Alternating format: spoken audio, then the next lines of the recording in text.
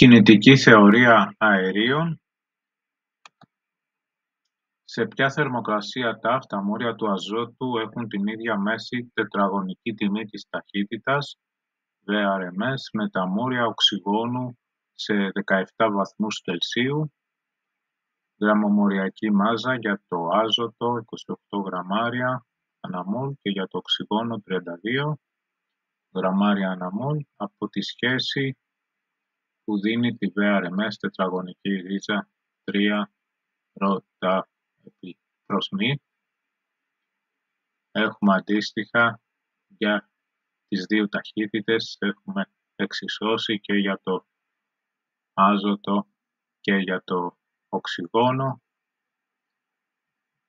Μετά τις απλοποιήσεις έχουμε ταφ νη ίσο και μετά την αντικατάσταση 253,75 βαθμούς Κέλβιν είναι η θερμοκρασία που θέλουμε. Ποια είναι η μέση τιμή του τετραγώνου της ταχύτητας ενός ατόμου ηλίου σε θερμοκρασία 200 βαθμούς Κέλβιν. Το γραμμοάτομο είναι για το ήλιο 4 γραμμάρια ανά μολ, άρη σταθερά 8,315 τζάουλ ανά μολ και βαθμούς Κέλβιν.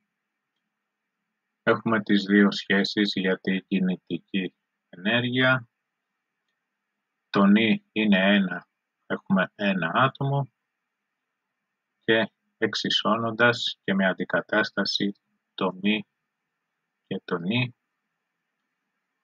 έχουμε για τη μέση τιμή του τετραγώνου της ταχύτητας. Το νη υπενθυμίζω είναι 1 αφού έχουμε ένα άτομο, 1,25 επί 10 στην έκτη μέτρα ανά σεκόντ στο τετράγωνο.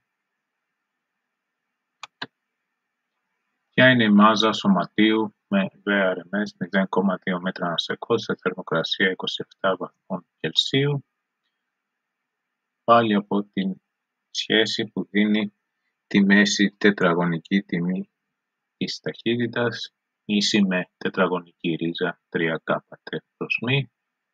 Λύνουμε με άγνωστο το μη και με αντικατάσταση έχουμε και το κάπα τη σταθερά του Boltzmann με αντικατάσταση το μη 3,11 επί 10 στη μείον 19 kg. Τέλος, να βρεθεί η μέση ελεύθερη διαδρομή λάμδα των μορίων του οξυγόνου στους 17 βαθμούς Κελσίου και πίεση μία ατμόσφαιρα. Ακτίνα μορίων οξυγόνου, R μικρό, 1,81 επί 10 στη μείον 10 μέτρα. Το ταφ γίνεται 273 συν 17, 290 βαθμοί Κέλβιν. Το οποίο είναι μία ατμόσφαιρα 1,01 επί 10 στην 5 νιούτον ανά τετραγωνικό μέτρο.